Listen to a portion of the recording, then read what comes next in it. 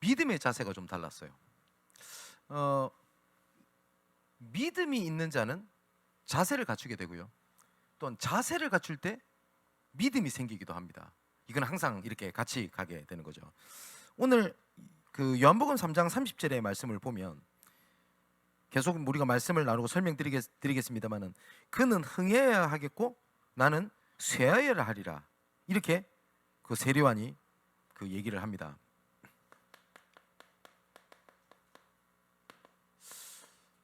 저는 그 말씀을 이렇게 전할 때 남이 알지 못하는 제 개인적으로 굉장히 힘들다, 답답하다라고 하는 게 하나가 있습니다.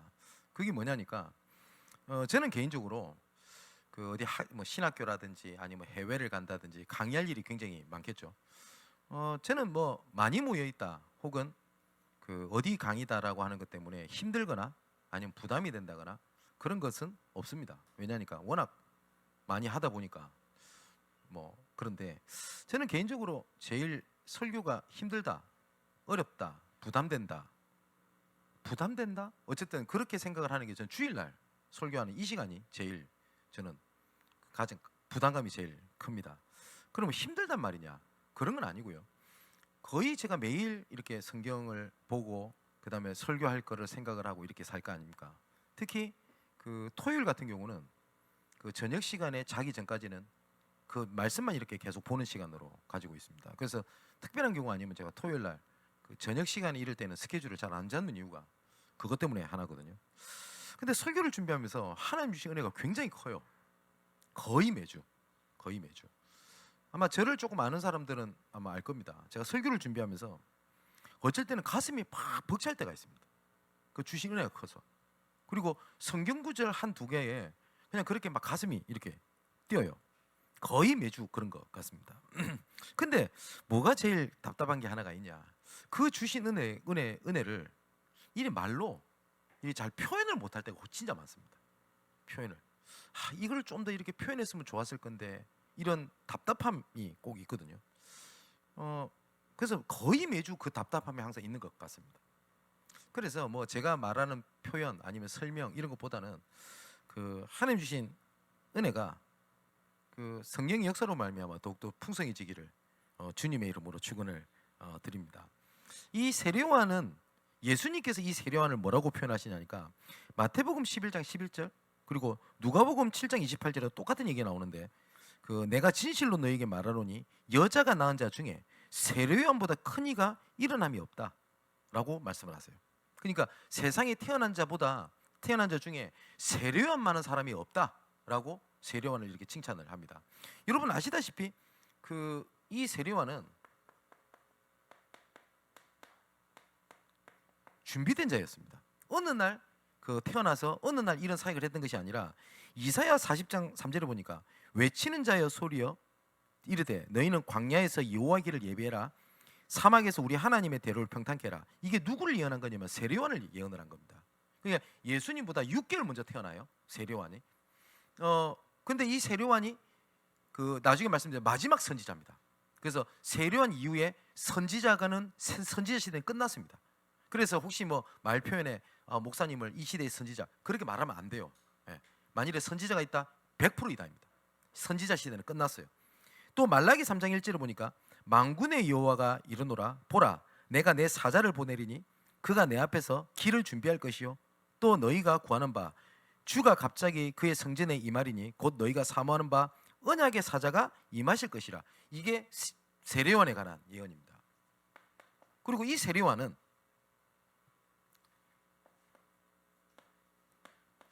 대언자였습니다. 세례요한의 주된 그 이야기가 뭐였냐니까 회개하라 천국이 가까웠느니라. 이게 주된 설교였습니다. 세례요한이. 근데 예수님께서 공생의 시작에 처음으로 선포했던 말씀이 뭐였냐니까 회개하라 천국이 가까웠느니라. 동일한 얘기를 하십니다. 그럼 예수님이 그 세례요한의 말을 따라한 게 아니죠. 그죠? 하나님의 말씀을 예수님보다 먼저 대언을 했던 사람이기도 합니다. 그리고 아까 말씀드렸듯이 이 사람은 마지막 선지자입니다. 그래서 지금 예수님의 동시대 사람이죠. 근데 이 동시대 사람인데 구분을 하자면 세례요한까지를 구약 시대로 봅니다. 왜냐하면 신약은 예수 그리스도의 시대 때부터 신약으로 보기 때문에 시대적으로는 세례요한을 신약 시대 사람이라고 하지 않고 구약 시대의 마지막 사람이라고 봅니다. 그리고 구약과 신약의 연결을 짓는 마지막 선지자가 누구였냐니까 세례요한입니다. 근데 세례요한을 예수님께서 말씀을 하실 때 여자가 낳은 자 중에서 이처럼 큰 자가 없다라고 말씀하시면서 그 다음에 뭐라고 말씀하시냐니까 그러나 천국에서는 극히 작은 자라도 그보다 세례요한보다 크다 이렇게 얘기를 합니다. 그 웃기죠? 예수님이 이 땅에 태어난 사람 중에서 세례요한이 최고야 라고 말씀하시면서 그런데 천국에 가면 세례요한보다 더 커 이걸 얘기를 하십니다. 이거는 신분과 자리를 말씀하신 게 아니죠. 왜냐하면 예수 그리스도는 이후에 하나님 주신 새 은혜에 대한 그 더 풍성함을 말씀을 하시는 겁니다. 그게 세례요한입니다. 그런데 이 세례요한이 예수님이 오시기 전에 6개월 전부터 먼저 태어났고 먼저 사역을 했던 사람이거든요. 근데 이 세례요한이 오늘 본문만 보면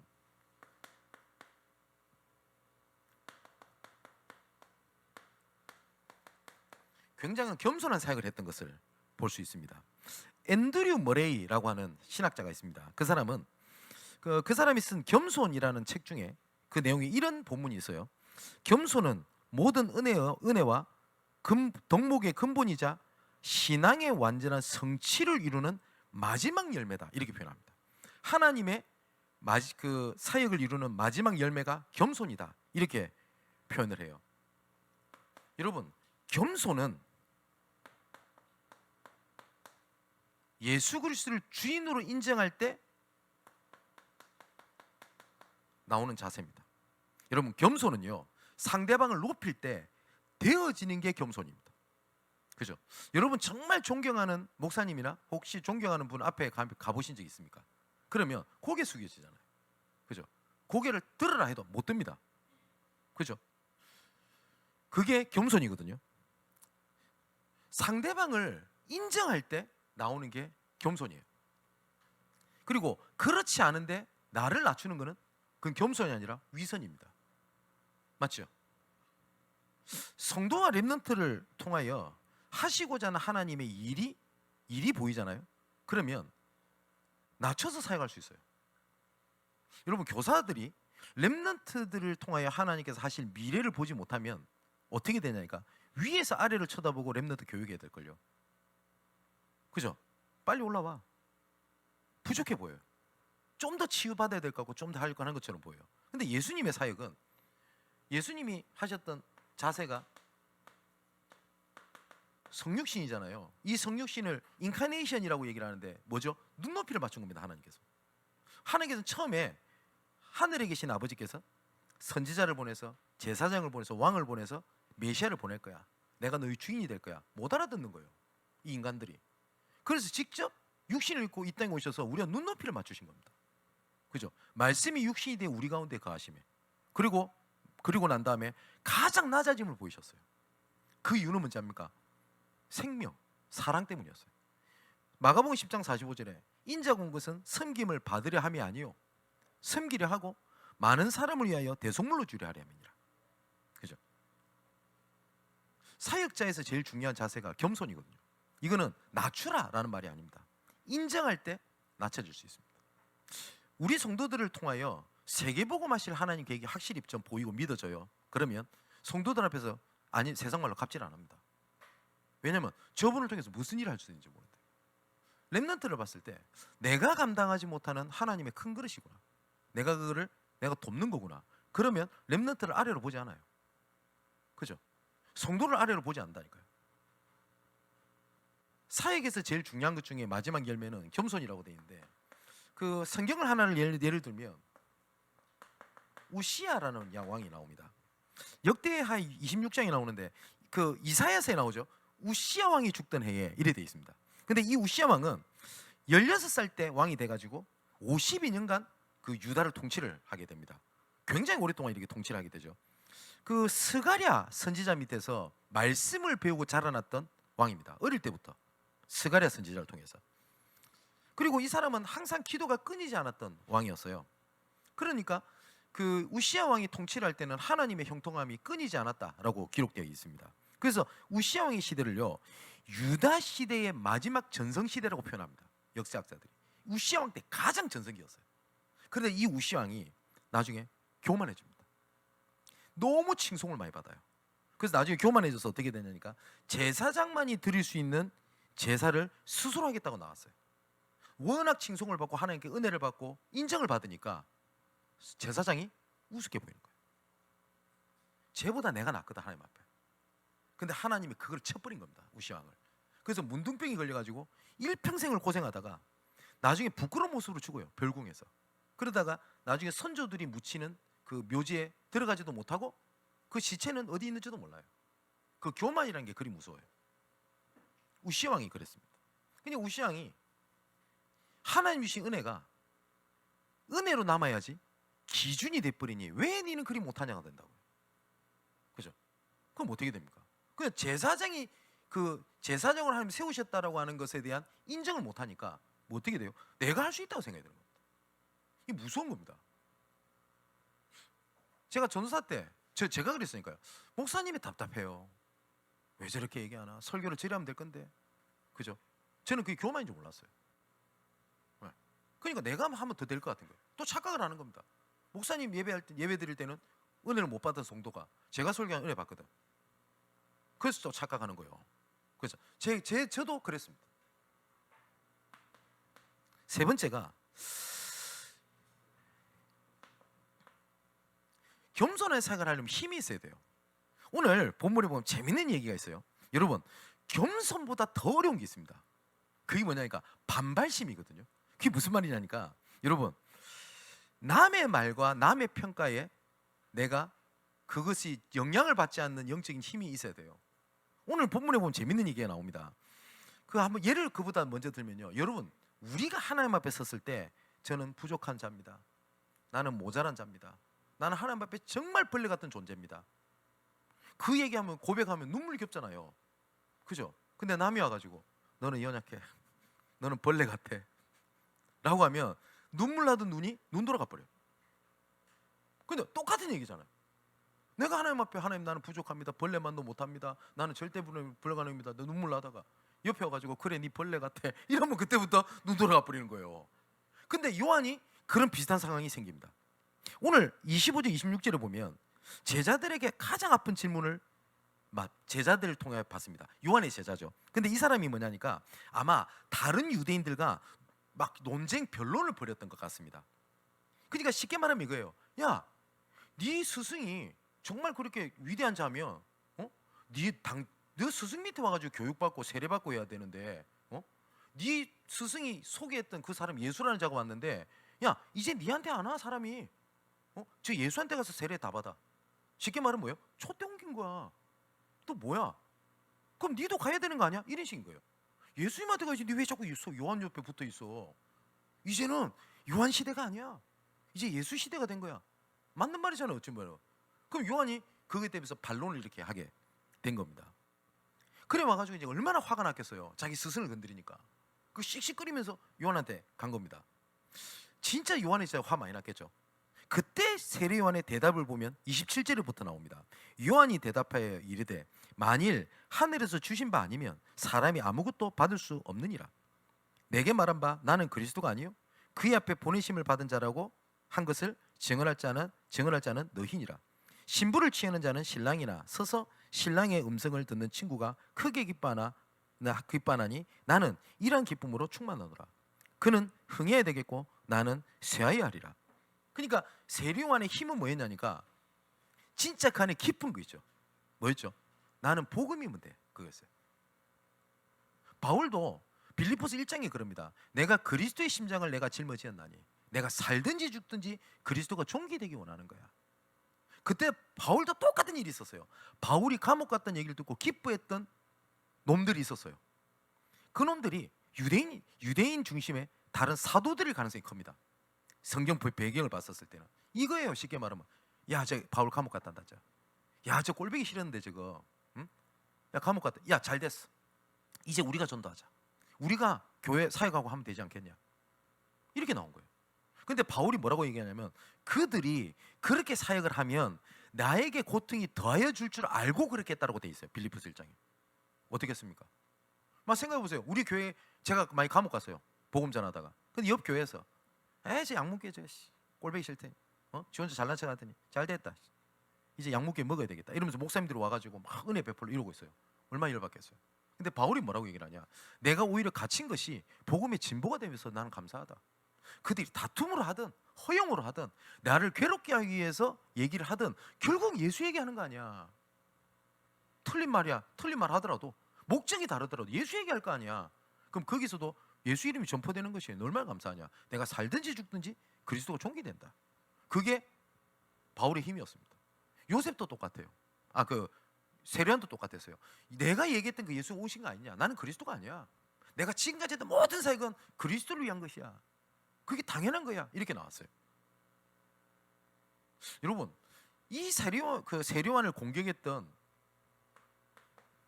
사단의 딱 통로가요. 똑같습니다. 지금도. 어떻게 하냐? 가장 먼저 자기를 딱 공격해요. 안 통하죠? 그러면 주변을 딱 건드립니다. 그럼 흔들려요. 그리고 나중에 그것 때문에 흔들게 만듭니다. 욥도 마찬가지죠. 하나님이 그렇게 얘기하잖아요. 욥을 한번 건드려봐라. 아마 꼼짝 안 할걸? 아니나 다를까 꼼짝을 안 해요. 왜냐? 온 몸이 병들어도 욥은 꼼짝을 안 해요. 하나님 앞에. 근데 나중에 누굴 딱 건드리죠? 가족 딱 건드리잖아요. 가족 다 죽어버리잖아요. 그리고 옆에 아내 하나 있는다는 게 뭐라고 합니까? 야, 네 차라리 하나님 욕하고 뒤져보라. 이렇게 얘기를 해요. 그죠? 난 친구들이 와서 긁네? 혼자 있으면 괜찮을 텐데. 여러분 그렇지 않던가요? 나는 오직 예수 하면서 버틸 수 있겠는데 옆에서 건드려요. 요한도 똑같았어요. 네. 근데 이 사람은 진짜 힘이 있었어요. 목적이 달랐거든요. 근데 사역을 하면서 어려운 일을 당했다, 아니면 내한테 핍박을 당했다 할 때 점검할 수 있는 좋은 게 하나가 있습니다. 뭐냐면 그때가 내가 뭘 목적으로 지금까지 달려왔지? 아까 말씀드렸잖아요. 하나님 저는 부족합니다. 연약한 자입니다. 이런 연약한 자에게 전도할 수 있던 은혜를 주신 감사합니다. 이랬는데 옆에 가지고 네 전도 하나, 네 전도 얼만큼 하는데 이러면 열받아 보잖아요. 그렇잖아요. 네, 똑같아요. 두 번째는 요한은 하나님 앞에 충성했던 사람입니다. 27절을 보면 다시 읽어볼게요. 요한이 대답하여 이르되 만일 하늘에서 주신 바 아니면 사람이 아무것도 받을 수 없다 라고 이야기를 하죠. 그런데 무슨 말이냐? 하나님께 받은 만큼 일하면 된다는 말이에요. 그게 무슨 말이냐? 요한은 내가 하나님께서 내게 은혜를 주시고 하시고자 하니 요까지야. 그래서 난 감사해. 이 얘기를 하는 거예요. 근데 우리가 자꾸 사역을 할 때 큰 사역을 생각을 하는데 물론 하나님께서 그렇게 하실 때가 있습니다. 성경 구절 두 가지를 말씀드리면 고린도후서 10장 13절에 15절의 말씀 보니까 바울이 이렇게 얘기해요. 우리는 분수 이상을 자랑하지 않고 오직 하나님이 나누어 주신 그 범위의 한계를 따라 하는 건데 하나님이 너희들한테 이렇게 한 거야. 고린도교회 성도들한테 얘기하는 거야. 내가 너한테 어떤 언약으로 다가갔는지 알아? 내가 어떤 믿음 갖고 너희들한테 다가갔는지 알아? 언약 모르지? 언약 놓쳤냐? 이렇게 얘기 안 했어요. 우리가 많이 들었던 얘기죠. 네 언약 놓쳐서 그래? 내가 어떤 언약 갖고 네한테 했는지 알아? 이러면서 자녀들한테 와 이러면서. 근데 바울은 그렇게 안 했어요. 하나님께서 나에게 주신 분수와 한계를 따라 한 것뿐인데 하나님이 너에게 이르게 한 거야. 그래서 나는 남의 수고를 가지고 분수 이상을 자랑하는 것이 아니라 오직 복음만 풍성해지기 바란다. 그리고 자랑하는 자는 주 안에서 그걸 자랑한다 라고 얘기해요. 바울은 오히려요, 바울이 세운 교회입니다.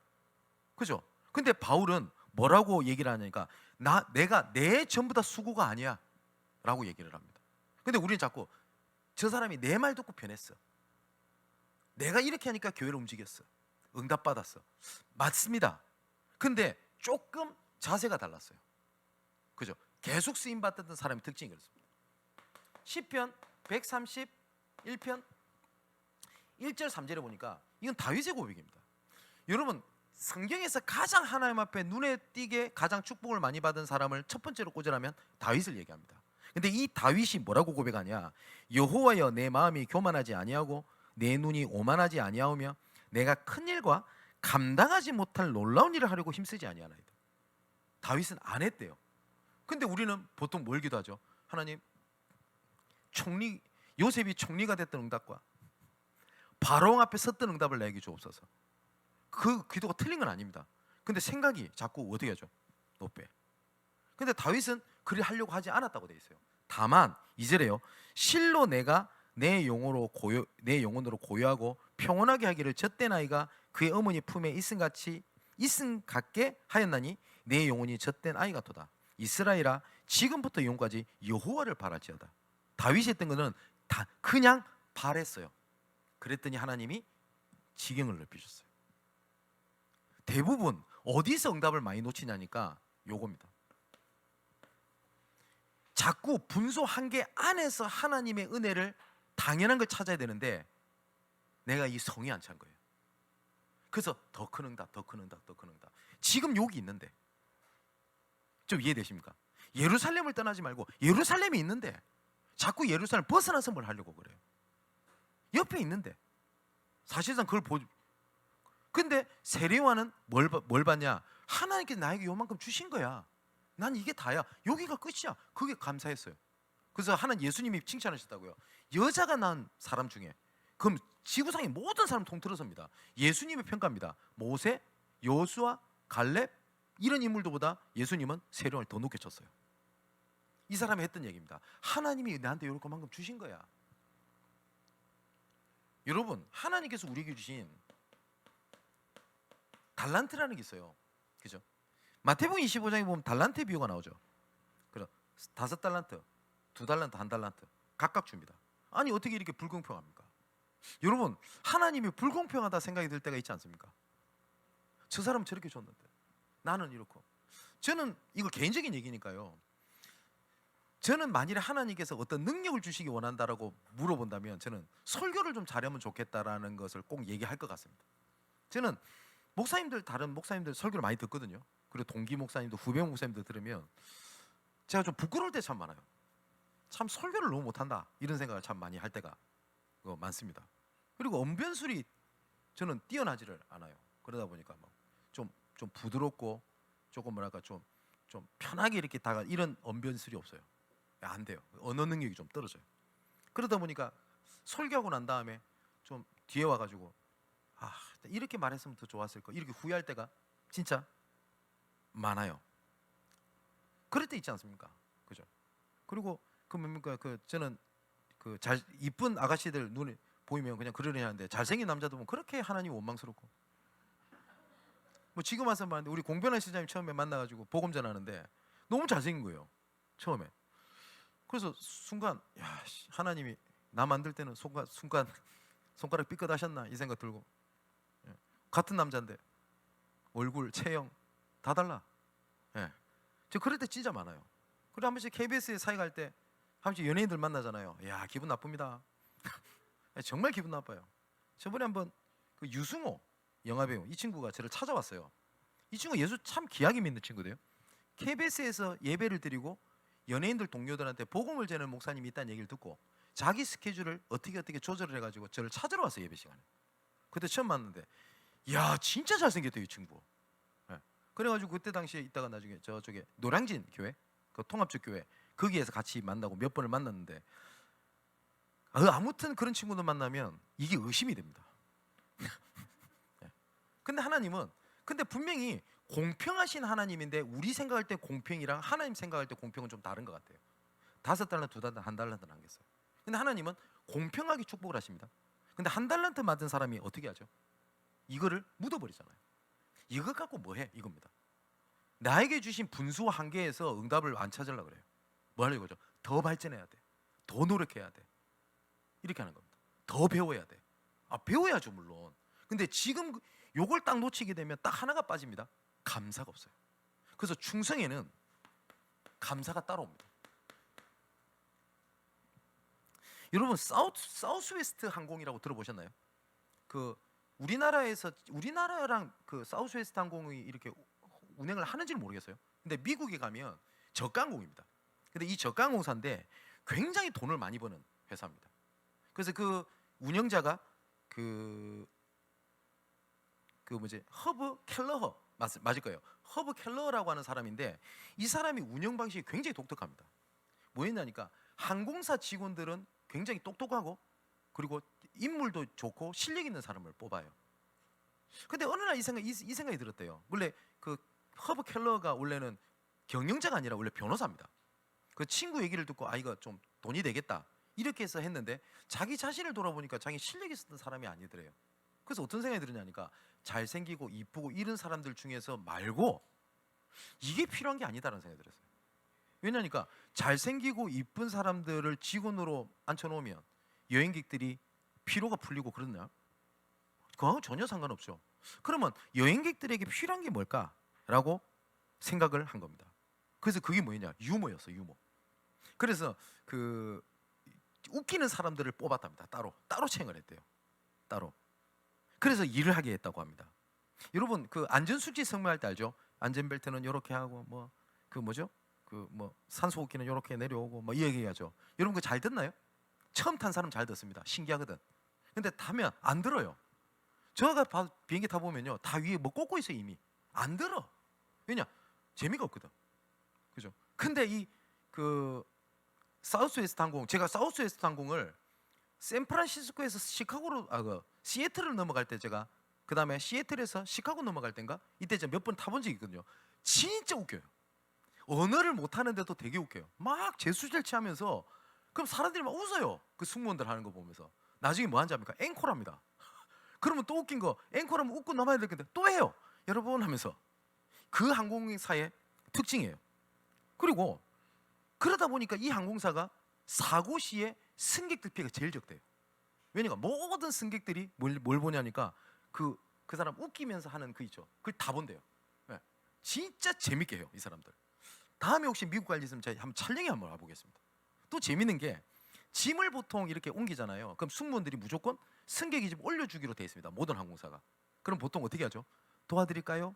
이러면서 하잖아요. 근데 그 사우스웨스트 항공은 그렇게 안 합니다. 어떻게 하냐? 우리 한국말 해볼게요.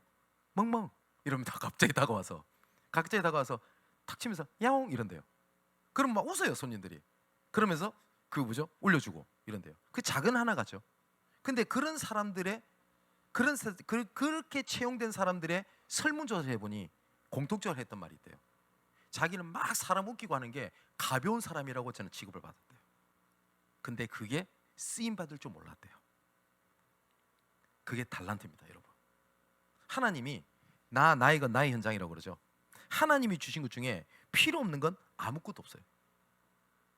자, 그래서 근데 중요한 것은 뭐냐니까 이 달란트가 두 번째 목적이 어디냐에 따라서 이게 강점이 될 수 있고 단점이 될 수 있어요.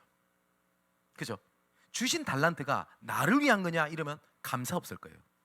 그죠? 근데 이 달란트가 목적이 복음을 위한 것일 때는 이야기가 달라지게 됩니다. 네. 그래서 실력하고도 상관이 없어요. 해외에서 전도 캠프를 하다 보면요, 진행을 하다 보면 그 나라에 있는 사역자들보다 전혀 언어 모르는 한국 사람들이 참여해가지고 더 성경적 응답을 보는 경우가 훨씬 더 많습니다. 우리가 봤을 때는 조건은 저 사람은 그 문화도 잘 알고 언어도 되고 다 알잖아요. 근데 언어도 안 돼. 무식해요. 그런데 돼요. 그 중에 하나가 뭐냐니까 해외 캠프 가려면은 돈이 들잖아요. 그죠? 그냥 가니까 돈이 아까워. 뭐라도 한 건 해야 되겠어요. 그러니까 그냥 무조건 달라붙어요. 그 믿음인지 깡따구인지 어쨌든 그냥 뭐가 나오는 걸 제가 많이 보게 됩니다. 단순합니다. 진짜 하나님 사용하시는 거는. 아무리 작은 거라도 목적이 바뀌면 그게 도구가 돼요. 맞죠? 여러분 이런 분 계시지 않습니까? 제가 그런데 특출리 잘하는 게 없어요. 저는 잘하는 게 없어요. 골프도 이상하게 쳐요. 못 치는 것도 아니고 잘 치는 것도 아니에요. 그걸 보고 일명 개탁구라고 그러는데 애매하게 쳐요. 네. 그리고 그 뭐죠? 공부도 엄청나게 잘하지 않아요. 좀 애매해요. 그래서 생긴 것도 애매한지 모르겠는데 어쨌든 애매해요.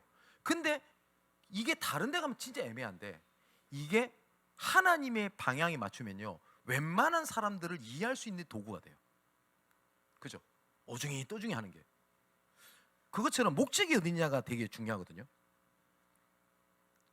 그리고 세 번째 3장 30절에 세례요한이 했던 말입니다. 나는 흥하여야 되겠고 나는 쇠하여야 하리라. 그리고 세례요한이 예수님을 설명할 때 이렇게 설명합니다. 나는 그분의 신들매도 감당하지 못할 사람이다. 그죠? 우리는 복음의 들러리입니다. 이때 하나님께서 높입니다. 야고보서에 나오죠. 주 앞에서 너희를 낮추라. 그럼 주께서 너희를 높이시리라 라는 말씀이 있어요.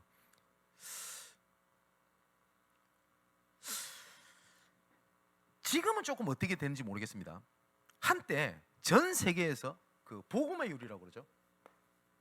복음화율이라고 하는 것이 뭐냐니까 그 복음화가 이렇게 쫙 확산되는 속도 1등이 어딘지 아세요?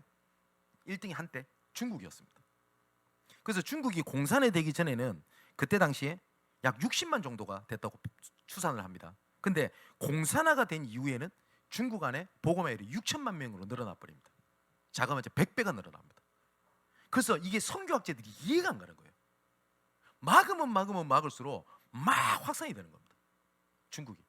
그래서 저 이해가 되는 것이 90년대 이럴 때 중국에 가면요. 90년대까지도 갈 필요 없어요. 2000년 초반만 해도 앞에서 울어요. 이 사람이 1시간 말씀 듣겠다고 14시간 기차 타고 와서 14시간 기차 타고 집에 들어가요. 여러분 하겠어요? 이 사람들 찬양시키면 안 돼요. 아닌 말로. 뭐냐니까 찬양 우리가 보통 1절부터 4절까지 있죠. 이 사람들은 다 계산을 다 해요. 그래서 1절 4절합니다. 1절에서 40절, 60절, 70절이 있어요. 막 공유해요. 찬양시키면요 뜨겁습니다. 단 하나 때문에, 예수라는 이유 때문에 뜨거워요. 너무너무 충격이에요. 그래서 실제로 많은 사람들이 중국 선교를 가서 충격을 막 받고 돌아옵니다. 그 제가 예전에 부목사 때 담임 목사님도 중국만 갔다 오면 그게 기준이 돼가지고 성도들이 마음에 안 드는 거예요. 왜냐니까 그 사람들은 막 뜨거운데 교회 있다고 한국에 있다고 왔더니 이 사람들은 막 뜨겁지도 않고 니고데모 같은 거예요. 그러니까 목사님이 중국만 갔다 왔다면은 막 메시지가 얼마나 강해지는지 막 그것도 못해 칼 나간다 총 나간다 그랬던 적이 있어요. 이해돼요. 진짜 그랬어요. 그런데 왜 중국에 그렇게 복음화율이 높아졌냐라고 분석입니다. 제 분석이 아닙니다. 근데 그 분석서에 저는 이해가 되는 게 하나 있어요. 뭐냐? 중국에는 스타가 없어요. 여러분 생각해 보세요. 중국에 유명한 목사님 한번 있으면 생각나면 얘기해 보세요. 중국에 유명한 교회 한번 있으면서 얘기해 보세요. 역사적으로 없어요. 스타가 없어요. 영국이 나온 마틴 로이드 존스, 미국이 나온 전도자 누구 다 있잖아요. 중국이 없어요. 신기하지 않아요? 중국이 없다고요. 근데 중국에 유명한 학자가 있습니다. 원샨다오라고 하는 학자가 있는데 이 사람이 쓴 글을 제가 봤는데 뭐라고 써 있냐? 그 쓴 글에서 읽어 드릴게요. 여러 각국 선교사 그리고 유명한 목사와 선교 단체가 들어오면서 중국 교회를 망쳐놨다. 왜냐? 그들은 스타를 낳았다. 스타는 예수밖에 없는데. 이렇게 글을 썼어요. 저는 굉장히 충격이었어요. 여러분, 양문교회 하면 주인이 목사입니까? 아니면 성도입니까? 아닙니다. 예수입니다. 그죠? 그러면서 이 사람이 중요한 얘기를 했어요. 중국이 어느 날부터 문이 닫히기 시작했다. 왜냐니까 많은 선교단체가 왔대요.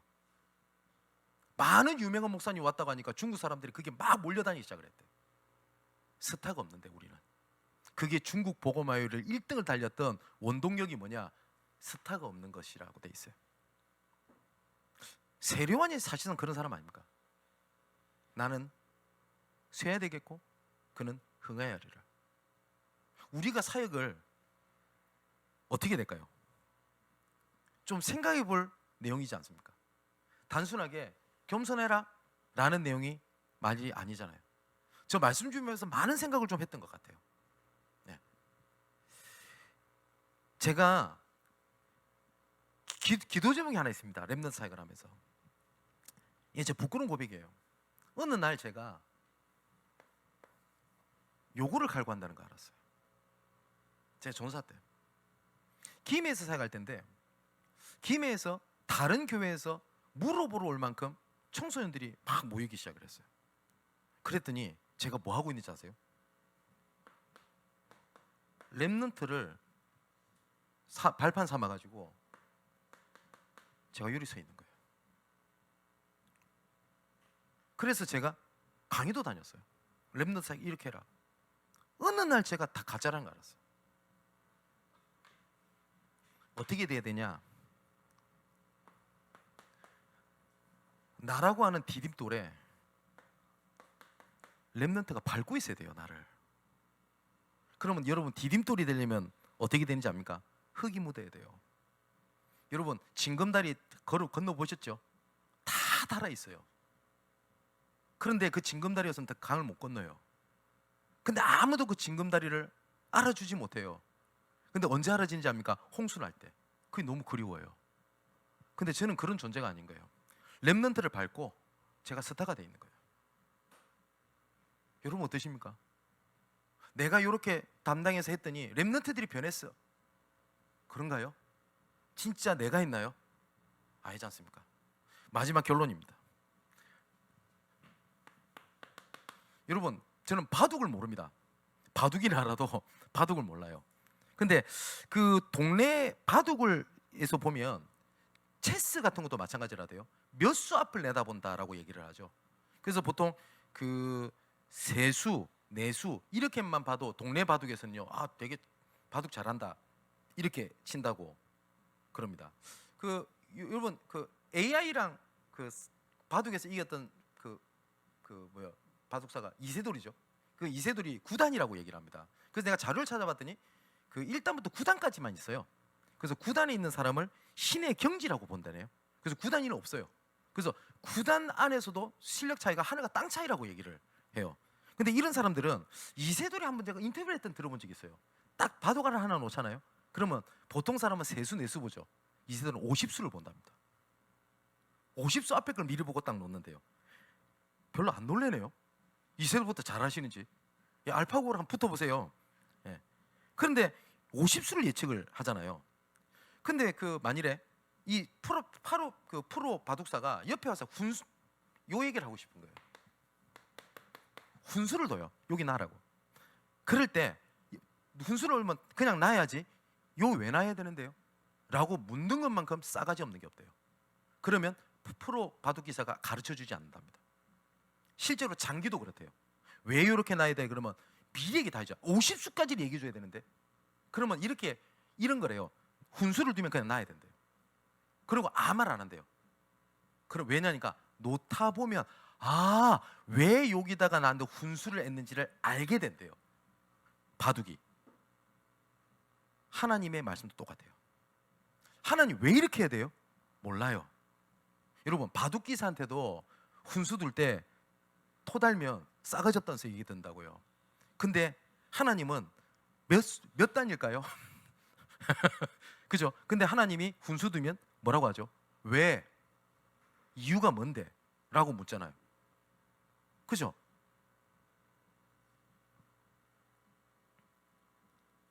왜 거기다 놨는지를 가다 보면 알게 된대요. 바둑은. 하나님의 여정도 똑같습니다. 그래서 우리가 뭘 하는 거냐? 하나님께서 훈수 준 대로 따라가는 걸 보고 언약의 여정이라고 보입니다. 근데 그 길이요 어쩔 때는 너무 무능하고 패배한 것처럼 보인대요. 패배한 것처럼. 여러분 저는 알파고랑 이세돌이랑 싸우는 걸 본 적이 있어요. 실제로 라이브로. 근데 신의 한 수라고 그러죠. 어느 한 수를 딱 놓으니까 어떻게 돼요? 알파고 갑자기 오류가 와서 패배를 딱 선언해버려요. 근데 많은 사람들이 알파고가 오류인 줄 알았대요. 전혀 그때 당시에 알파고 얘가 유리한 상황이지 이세돌이 유리한 상황이 아니었대요. 근데 알파고도 고수잖아요. 근데 실제로 그걸 복기를 해본 사람들은 이세돌이 이기는 게 맞대요. 50수 60수 넘어가면 무조건 알파고가 지게 돼 있대요. 근데 하수들은 뭐라고 얘기했냐면 그때 당시에 알파고가 오류를 일으켰어. 알파고가 실수를 했어. 그래서 이세돌이 운으로 이겼대요. 아니래요. 그러니까 하수들이 보는 눈이랑 고수들이랑 보는 눈이 다르죠. 여러분 하나님 훈수 둘 때 말하지 마세요. 그리고 그게 신의 한 수라고 하는 거를 언약의 여정이라는 걸 걷게 되면 알게 됩니다. 그래서 그 길이 힘들어 보일 수 있고요. 패배한 것처럼 보이고 고난이 있어 보이고 조롱받는 길인데, 그 길을 하나님께서는 십자가 길로 순교자의 삶처럼 보이지만 승리의 길로 하나님께서 이끄시게 될 겁니다. 훈수 두시는 하나님에게 양들의 침묵을 하시는 여러분 되시기를 주님의 이름으로 축원을 드립니다. 자, 우리 찬양하고 갑시다. 찬양하고 마칩시다. 십자가의 길 순교자의 삶, 우리 찬양을 드리는데